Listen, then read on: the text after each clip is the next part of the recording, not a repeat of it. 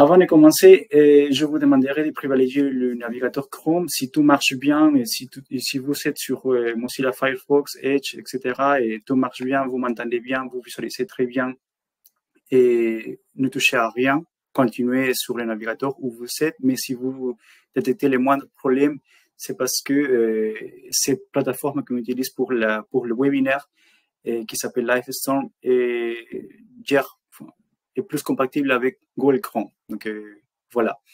Ensuite, si vous avez des questions, vous pouvez utiliser le bouton en bas à droite qui s'appelle questions et réserver plutôt l'onglet chat pour des conversations entre vous, etc., des petites remarques, comme par exemple la présentation ne se visualise pas très bien ou la vidéo n'est pas visualisable, etc. Et les vidéos et le support seront partagés sur le site de Tarantes d'ici une semaine. Et on est en train d'enregistrer la vidéo, enfin, ce webinaire, et le support aussi sera publié, partagé d'ici une semaine. Donc voilà, c'était une question que quelqu'un posait sur le chat. Donc encore une fois, si vous avez des questions, utilisez plutôt l'onglet questions. D'accord? Ça marche? Donc ensuite, je vous présente l'ordre du jour. Et on commencera par une introduction et un contexte qui va être présenté par Rémi Vanius de l'Eurométropole. Ensuite, il aura le temps de se présenter. Ensuite, je vais présenter rapidement Tarantes et Audrey Sauvigné fera une petite présentation de l'identification du besoin. Elle va parler de la structure de la base de données qu'on utilisait pour ces projets. Et ensuite, je vais reprendre la présentation pour expliquer les traitements qu'on a appliqués et comment on accède à l'application qu'on a créée. Donc, finalement, je présenterai l'outil en soi et les fonctionnalités qui sont possibles de faire avec cet outil. Et à la fin, on aura des questions-réponses qui seront répondues par l'équipe de l'Eurométropole, par Audrey et par moi-même. D'accord? Et hop. Donc, on va commencer par la présentation de Rémi. Je laisse la parole à Rémi. Et Rémi, si vous m'entendez, il faut monter sur SN en bas. Et il y a un bouton vert qui s'appelle monter sur SN.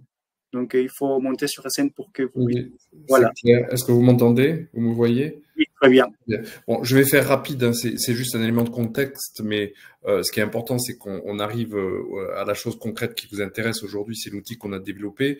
Mais pour dire que cet outil, on l'a développé dans le cadre d'un projet de territoire d'innovation de grande ambition, qui est un programme de l'État de France 2030, pour lequel on a été labellisé en 2019 et conventionné en 2020, qui vise à, en tout cas pour notre territoire, c'est la thématique de la santé, mais qui vise à faire émerger des innovations et à transformer les territoires. Donc, c'est porté par l'Eurométropole de Strasbourg, mais dans le cadre d'un consortium avec une vingtaine d'acteurs, dont des territoires partenaires. On a aujourd'hui 7 territoires partenaires qui sont en Alsace et en Moselle. Et c'est en travaillant avec ces territoires partenaires et notamment les personnes en charge des contrats locaux de santé qu'on a vu les besoins pour un tel outil qui permettait d'avoir accès à des informations utiles, notamment sur les professionnels de santé des territoires. Donc, outil qui peut être également utile pour les CPTS ou encore d'autres acteurs territoriaux. Donc, voilà ce que je peux dire sur Territoire de santé de demain. Et je vous laisse la suite. Ça marche. Merci. Donc, rapidement, je vais présenter Datarantes. Datarantes, c'est un réseau local d'acteurs et qui est basé sur une convention cadre État-région entre 2021 et 2027. Et les adhérents les acteurs locaux et les privés aussi peuvent s'adhérer à Datarantes et en signant une charte d'adhésion qui est complètement gratuite. Et donc, actuellement, on a 91 adhérentes à l'échelle de la région Grand Est. Voilà les acteurs que vous voyez sur l'écran sur cette petite carte. Et on a plus de 500 organismes qui participent à différents événements qu'on organise pendant toute l'année. Et on a au total 15 financeurs. et en fait parmi les 91 adhérentes. Et ensuite, Datarantes, c'est aussi une plateforme numérique de services et qui héberge ou qui stocke plus de 30 Tera de données et avec plus de 70 contributeurs actifs. Et on a 10 000 requêtes par mois. Donc, c'est beaucoup d'informations qui est sollicitée sur notre plateforme. Et aussi, on a pas mal de données qui sont consommées tous les jours via les flux ou les services cartographiques. On a 50 gigas et qui sont utilisés tous les jours. Donc, voilà, de manière résumée, ce qui est Datarantes. Et maintenant, on va passer à l'identification du besoin et qui sera présenté par Audrey Sauvigné. Donc, également, Audrey, il faut monter sur la scène, s'il vous plaît. Il y a le bouton en vert en bas. Merci, Audrey. Bonjour tout le monde. Alors oui, donc nous sommes, je dis nous pour moi et Sarah Capron, nous avons été missionnés par l'Eurométropole de Strasbourg pour déployer la mission Territoire Santé de demain sur le territoire Grand Est. Donc tout ça a pris la forme de 3 phases. Nous sommes dans la 3e, mais les 2 premières phases concernaient du coup 2 territoires chacun. Donc on voit à l'écran les 4 coordonnatrices de ces 4 territoires, puisque dans le cadre de cette mission, nous avons organisé des ateliers, notamment pour identifier des besoins communs. Et durant ces ateliers, le besoin premier qui est ressorti, c'était la nécessité pour les coordonnatrices de pouvoir accéder aux coordonnées de contact des professionnels de santé de leur territoire, mais aussi de savoir finalement le volume de professionnels de santé par typologie d'activité pour répondre à des demandes, par exemple, de la part d'élus. Et donc, nous sommes mis en quête, en fait, d'une base de données qui pouvait répondre à ce besoin, donc principalement les coordonnées de contact. Je te laisse passer à la suivante. Donc voilà, on a cheminé, on a trouvé différentes possibilités, mais qui répondaient pas complètement aux besoins, jusqu'à trouver la base de données de l'ANS, qui est assez conséquente, puisqu'elle fait 1 600 000 lignes, ce qui amène des difficultés techniques pour la manipuler. Des outils comme Excel ne peuvent pas ouvrir autant de lignes. C'est une base de données qui est maintenue à jour, puisque tous les médecins, tous les professionnels de santé au sens large, je vous expliquerai pourquoi après, se déclarent sur cette base de données, déclarent leur numéro, cette base de données comprend notamment le numéro RPPS à Delhi. Donc, elle est vraiment maintenue à jour quasi quotidiennement. Tu me diras, Jean-Pierre, si je me trompe. Elle comprend donc le nom, prénom du professionnel de santé, sa profession, sa spécialité, mais également les coordonnées de contact, bien évidemment. Et le RPPS+ est rentré tout récemment dans la base de données, donc mars 2024. Et ce RPPS+, en fait, concerne tous les métiers de la santé un peu de manière élargie, notamment le social. Je te laisse.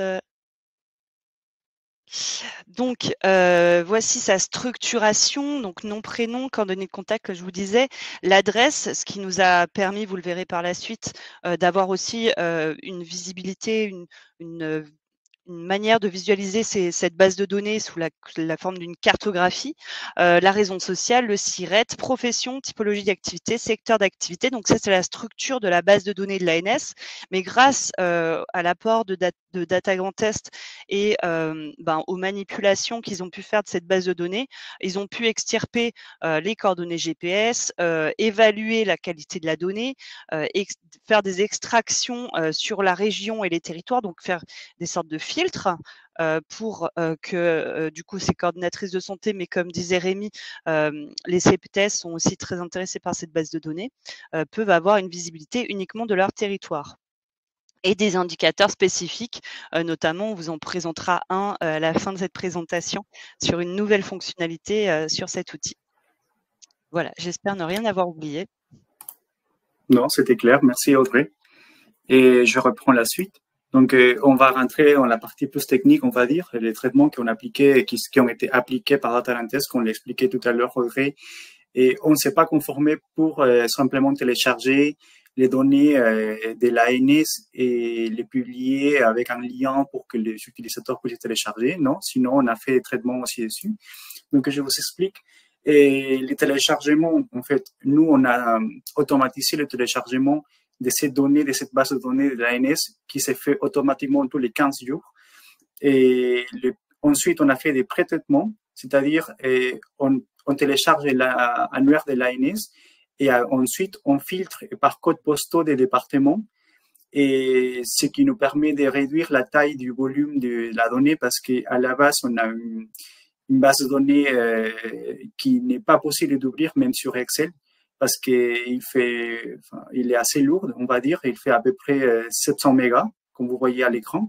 Ensuite, après la filtration des données, on obtient simplement 120 000 professionnels à peu près, parce que les actualisations se font tous les 15 jours et du coup, parfois, ça varie. Il y a 120 000 professionnels, 123, 125 000, etc.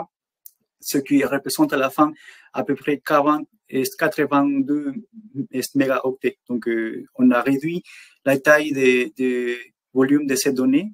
Et ensuite, la valeur ajoutée qu'on fait de la part d'Atarantes, c'est le géocodage, c'est-à-dire on a géolocalisé les professionnels de la santé, parce que dans l'annuaire de santé, on obtient seulement l'adresse de ces professionnels, mais pas sur une carte, c'est-à-dire on n'a pas les coordonnées géographiques. Donc, en utilisant la rue, le code postal et le code commune, on arrive à trouver, en utilisant un service de géocodage, et localiser les professionnels de la santé sur une carte. Donc, voilà, ça c'est la valeur ajoutée qui a fait Datarantes en plus du filtrage de la donnée. Et ce qui nous permet d'obtenir à la fin une base de données beaucoup plus légère et qui soit visualisable sur un format Excel. Donc, voilà. Ensuite, je vais vous expliquer de quelle manière on peut accéder à l'application. Donc, il y a deux manières d'accéder. La première, c'est sur la barre de recherche. Vous allez voir, cette petite vidéo est très courte. Donc, vous allez sur le site de Datarantes. Comme vous voyez ici, vous tapez annuaire de santé Grand Est sur la barre de recherche. Et ensuite, le moteur de recherche va commencer à chercher les données sur notre catalogue. Donc, il a identifié deux jeux de données qui se ressemblent à peu près au nom ou à la requête qui a été fait. Donc, il a identifié l'annuaire numérique de santé du Grand Est à gauche. On clique dessus et on va trouver une fiche de métadonnées. Pour ceux qui ne savent pas qu'est-ce que c'est une fiche de métadonnées, c'est la description de la donnée. Grosso modo, c'est ça. Donc, attendez. Voilà. Donc, il arrive à faire une description de la donnée, méthode de production et qualité, etc. Vous avez un premier aperçu avec l'onglet tableau. Vous pouvez aller ensuite sur la réutilisation et de cette manière accéder à l'application de l'annuaire de santé dans le Grand Est. Donc, c'est dans l'onglet réutilisation que vous pouvez trouver l'application qu'on a développée. Ensuite, la deuxième manière d'accéder à l'application, c'est en allant sur l'onglet outils et données, et le premier onglet cas d'usage. Donc, ensuite, vous allez voir toute la galerie des cas d'usage ou des applications qui sont développées par Datarantes qui mettent en valeur les données à l'échelle de la région Grand Est. Et dans l'occurrence, l'annuaire du numérique de santé en Grand Est. Donc, vous allez cliquer sur consulter et pareil, vous allez obtenir l'application qu'on a développée. Donc, cette fois-ci, je vais rentrer plus dans les détails et on va voir ensemble l'application. Donc, je vais arrêter de partager mon écran et pour partager plutôt l'annuaire et l'application proprement. Attendez un moment, s'il vous plaît. Donc, voilà. Je pense que tout le monde voit mon écran, j'espère. Et donc, l'application, grosso modo, il y a un petit message d'alerte qui nous dit que la mise à jour la dernière mise à jour a été faite le 29 janvier, c'est-à-dire il y a 2 jours. Et comme je l'avais expliqué tout à l'heure, il s'est fait de manière automatique tous les 15 jours. Donc, on a 3 sélecteurs. on a un premier sélecteur ou une barre déroulante, pardon, qui nous permet de choisir le PCI. Donc, on a les PCI à l'échelle de la région Grand Est, les 150 PCI. Et dans ces cas, par défaut, il a Alsace-Bossou, mais on peut aller choisir un autre PCI, comme par exemple Grand Rams, admettons, que c'est le PCI qui m'intéresse. Et donc, ensuite, j'ai deux autres barres déroulantes. Je peux choisir la commune qui m'intéresse au sein de cette EPCI et je peux choisir le professionnel de santé qui se trouve au sein de cette EPCI. Après, je vais rentrer dans ces détails. Je reviens après. Et on va visualiser la carte. Voilà. Et au fur et à mesure qu'on zoome sur la carte, on va désagréger l'information. On va obtenir la localisation des professionnels de la santé. Comme par exemple ici, on a l'information d'un professionnel de la santé qui est chirurgien dentiste. Et malheureusement, on n'a pas l'information de son email et de son téléphone parce que c'est déclaratif, il n'a pas renseigné. Mais il y aura d'autres professionnels qui l'ont renseigné, comme par exemple Valentin Arlot. Et on a son email, on a son adresse, où est-ce qu'on peut trouver ce professionnel de la santé.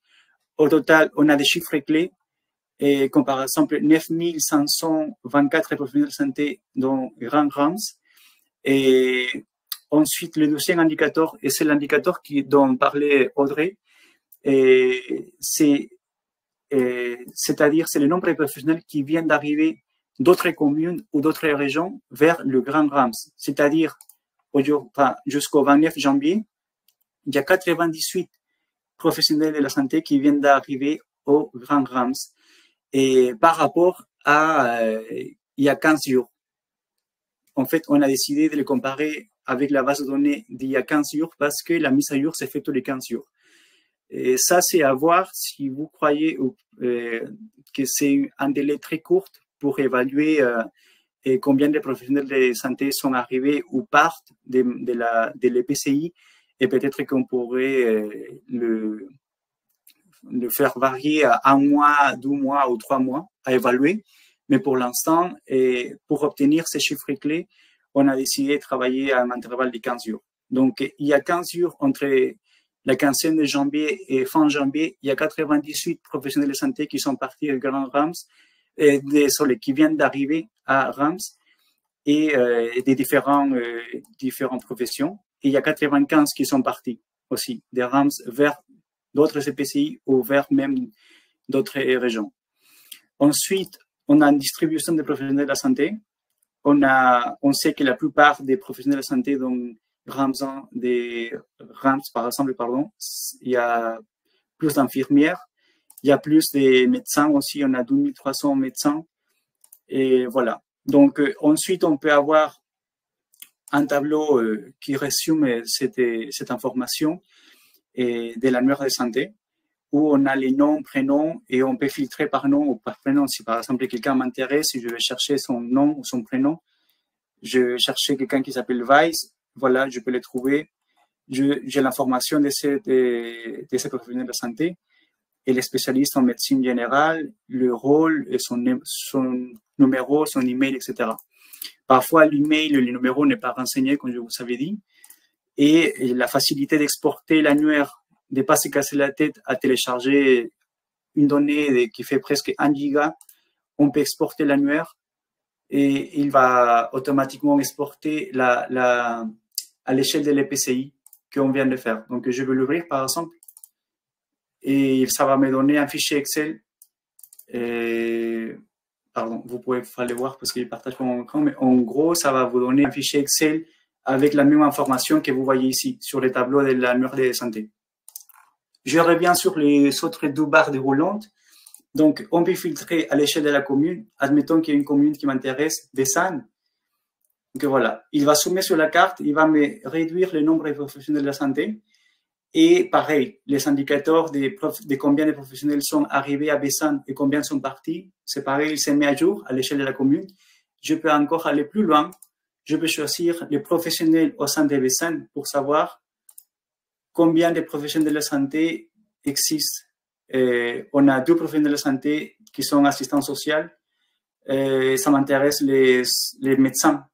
On a 454 professionnels de santé qui sont médecins. on a 8 orthophonistes.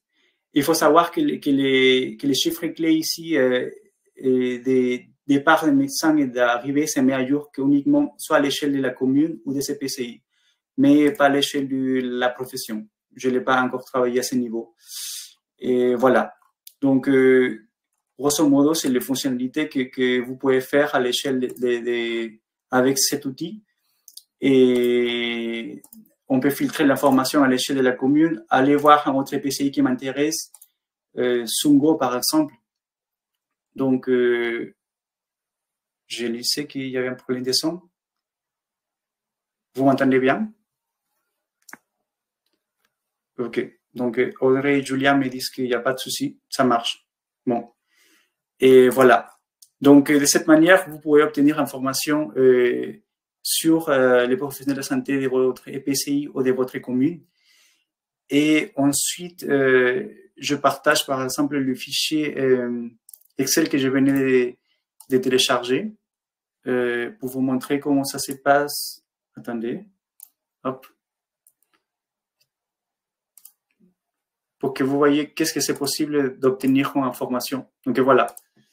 Ça, c'est le fichier Excel que je venais de télécharger. Donc, on a le nom, prénom, le code de profession et les spécialités, le rôle, le téléphone et les emails, la commune et le nom des PCI et l'adresse aussi des professionnels de santé. Donc, dans ces cas, je vais sélectionner Grand Rams et c'est pour ça qu'on a que 7 PCI.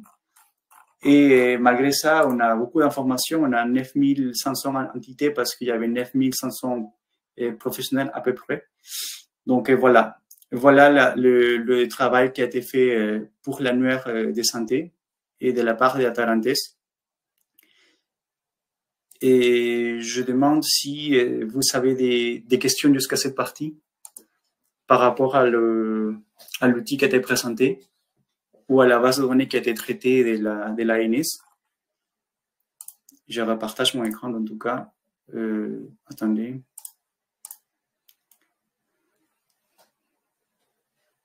Est-ce que c'est possible d'accéder aux différentes spécialités des médecins? Et attendez, je vous rappelle qu'il fallait utiliser l'onglet question. Donc, je retiens votre question, Sandra, et je reviens vers vous. Je vais voir les autres questions qui ont été posées déjà dans l'onglet question. Et attendez, alors, je commence par Sophie Milo. Pour les professionnels salariés des structures, la liste ne donne pas la structure. Quand vous parlez structure, c'est-à-dire collectivité ou autre,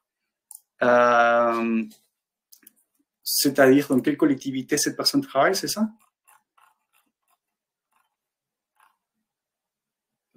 C'est pas trop clair la question pour moi. Je ne sais pas si Audrey, peut-être, ou Rémi pourraient m'aider à éclaircir ces questions de Sophie Milo.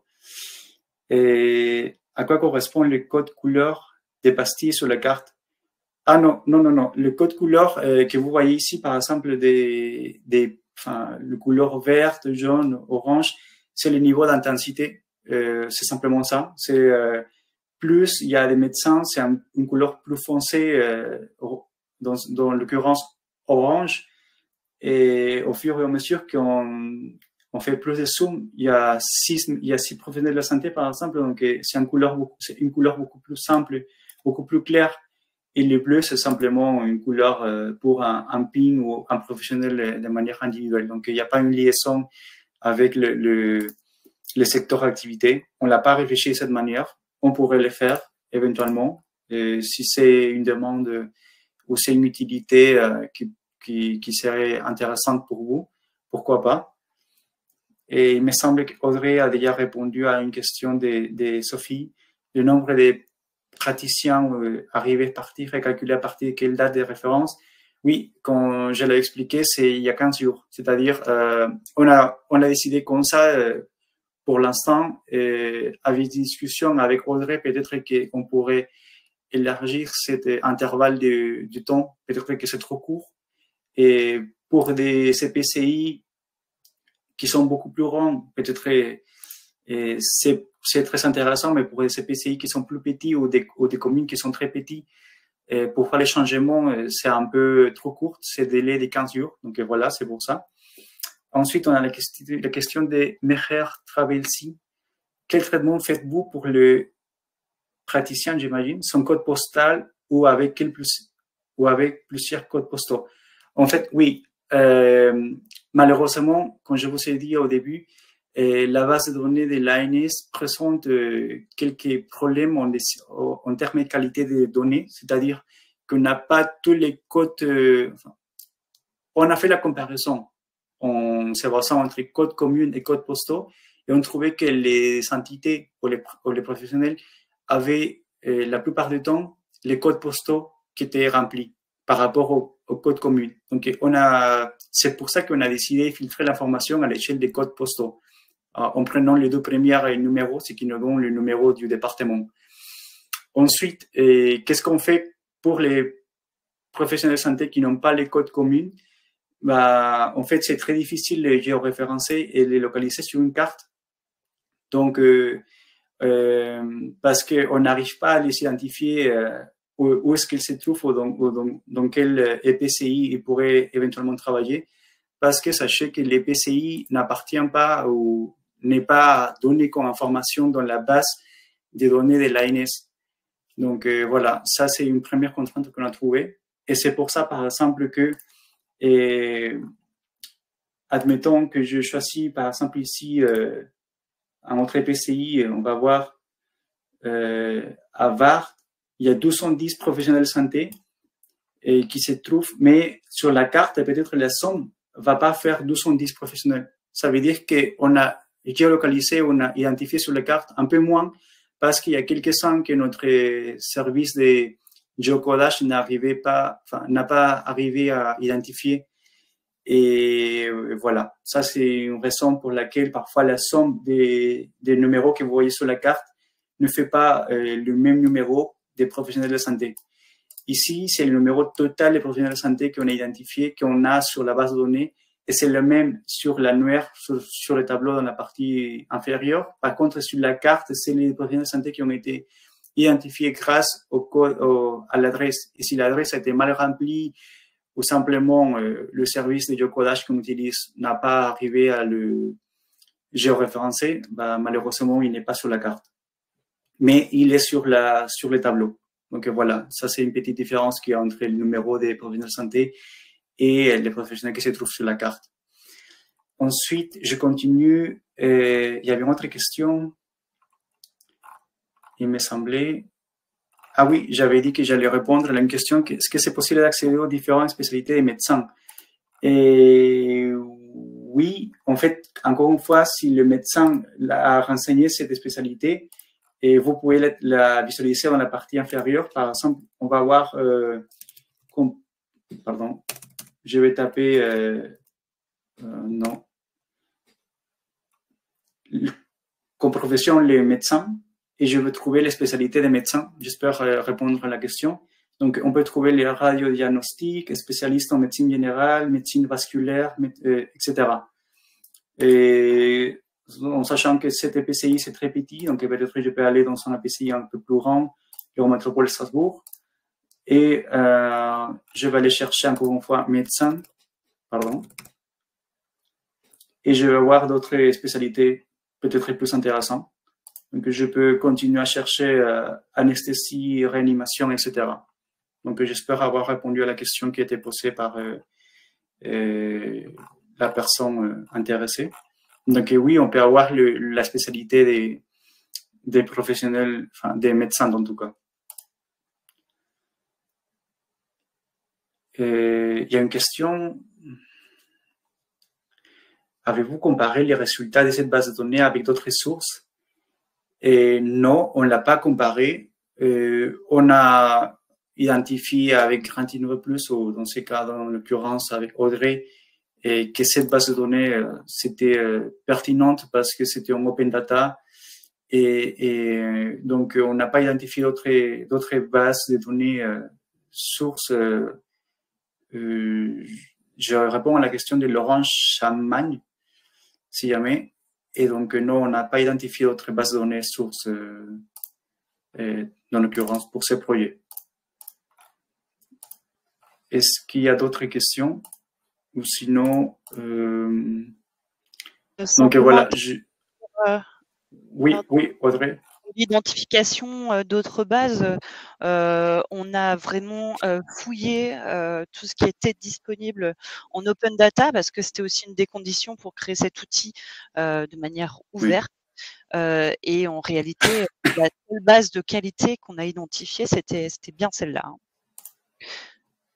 Et j'en profite Oui. puisqu'il y a une question sur une personne qui dit que la base de données ne comprend pas les coordonnées de contact.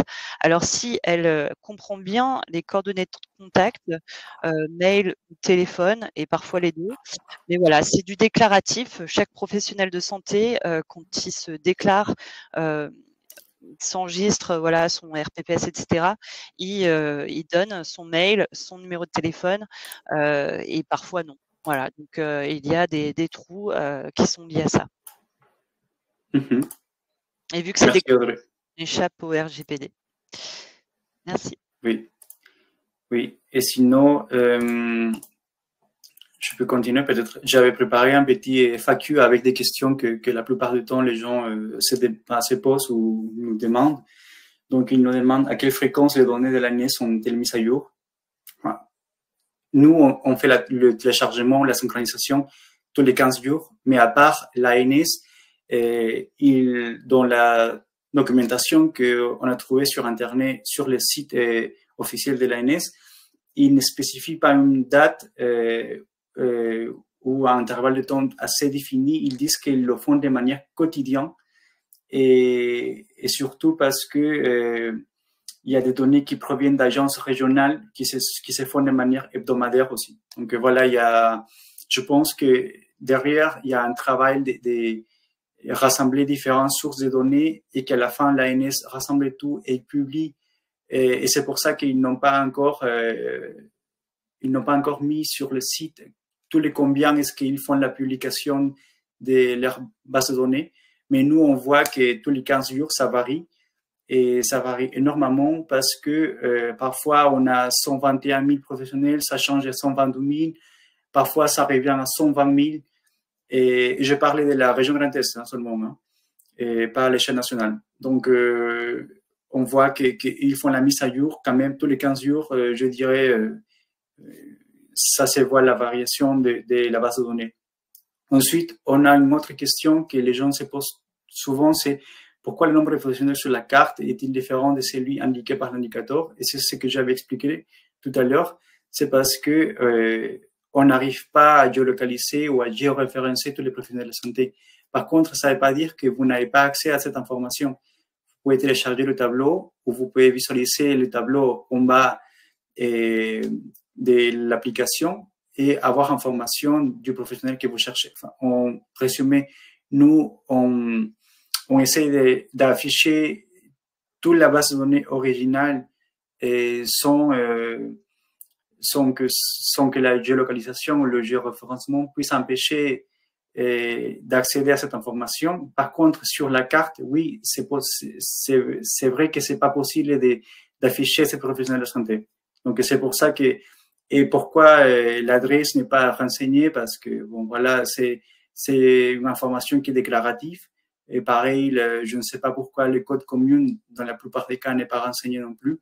Et donc, c'est pour ça que le service de géolocalisation qu'on utilise n'a pas pu le localiser. Donc, voilà, sinon, il y a d'autres questions aussi. J'avais, par exemple, mis cet exemple on a, par exemple, dans ce tableau, en bas à droite, vous voyez, c'est certaines statistiques que j'ai mis.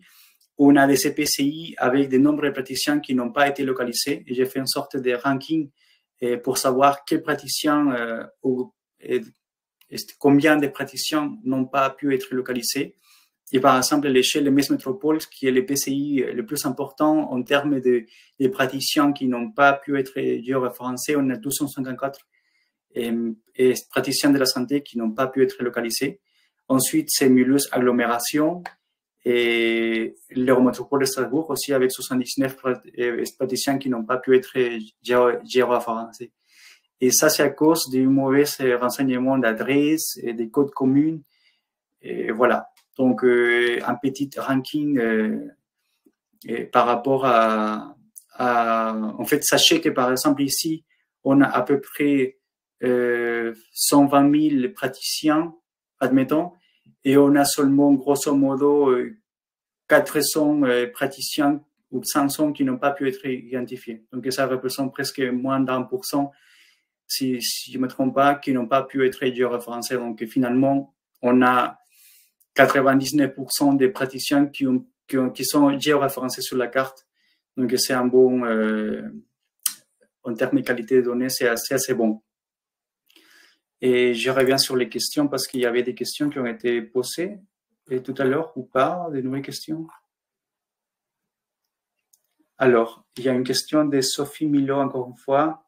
Dans le cadre des développements ultérieurs, envisagez-vous pouvoir charger d'autres fonds de cartes, taux de population par âge, accessibilité potentielle localisée ou autre? Je vous avoue qu'on n'a pas travaillé assez profondément. Je pense que c'est pas, quand vous parlez charger d'autres fonds de cartes, les taux de population par âge, accessibilité potentielle localisée ou autre, je pense que je ne sais pas, je ne connais pas des fonds de cartes qui ont cette information déjà.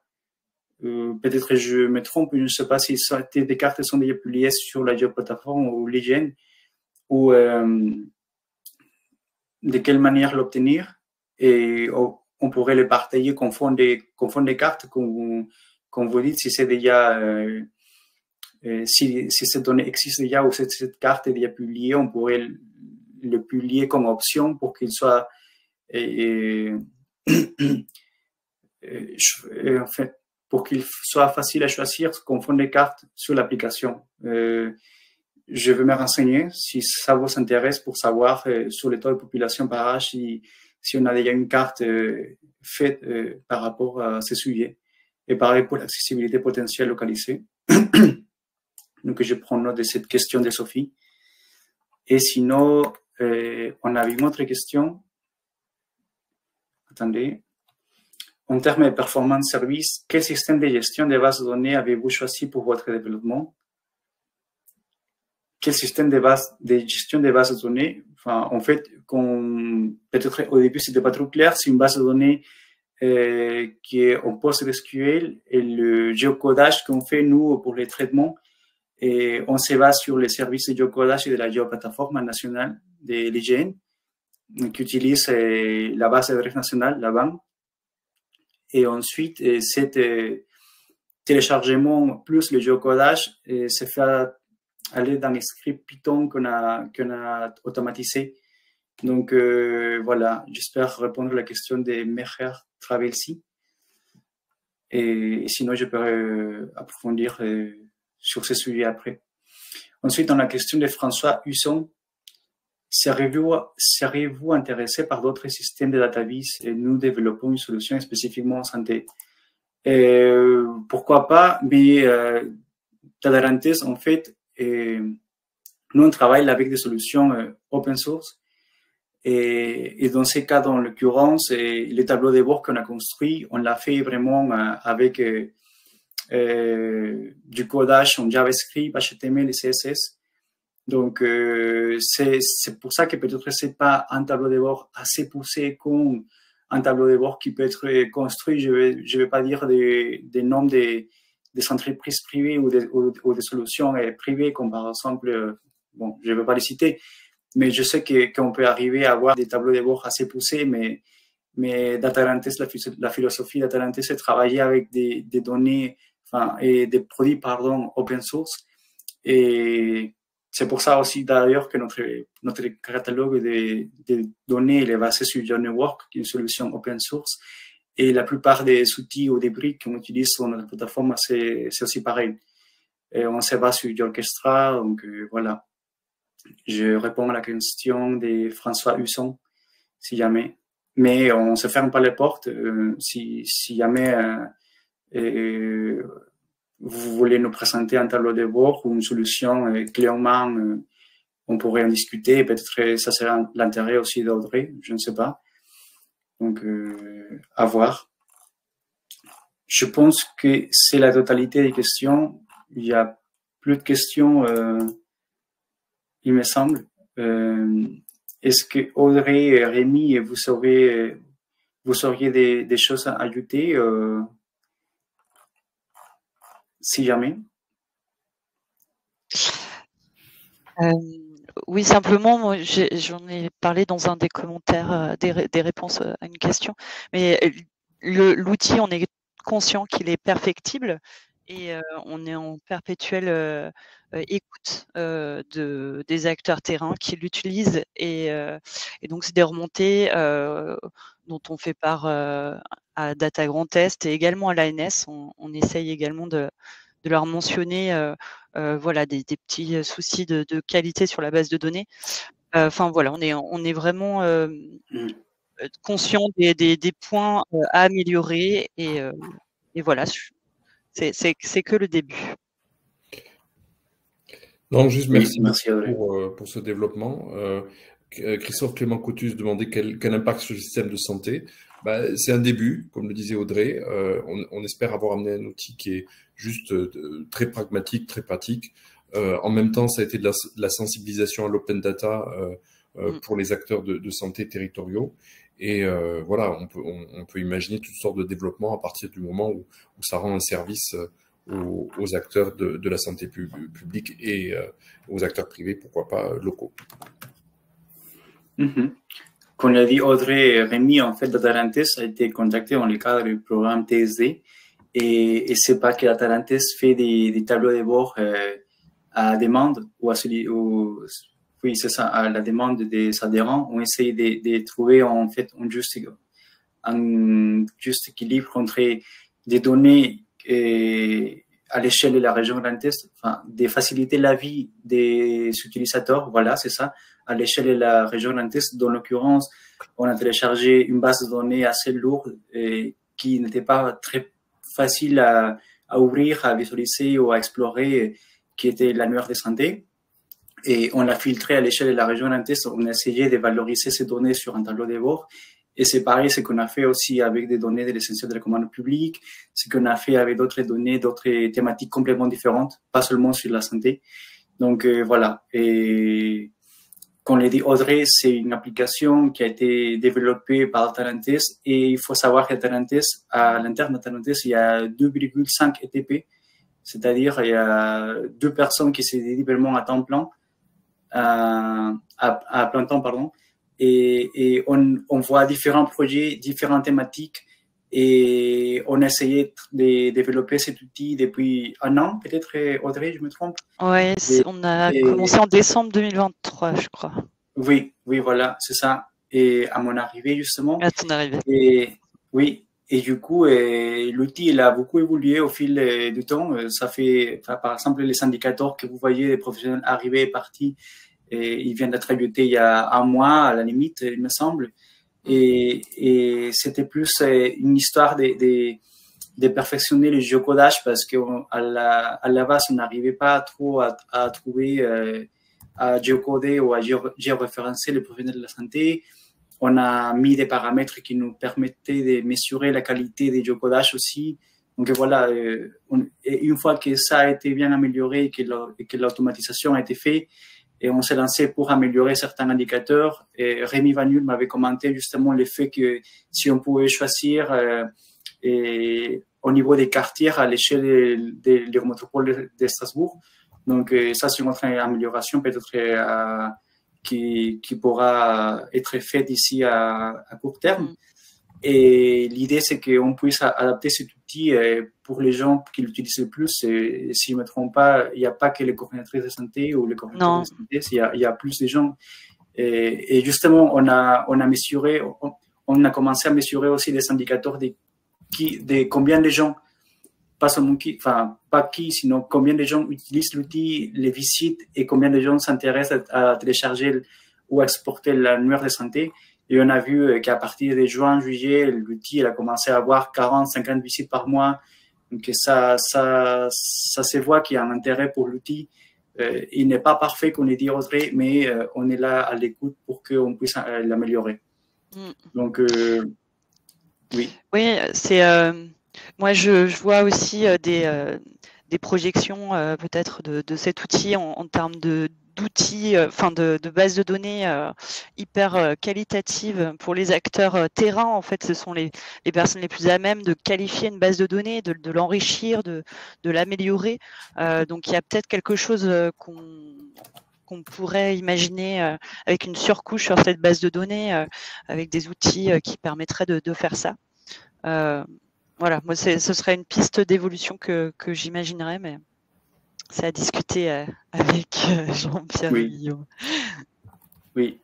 Bon, dans tout cas, je pense qu'on arrive à la fin de ce webinaire. C'était consacré plutôt à expliquer comment est-ce que vous pouvez trouver cet outil.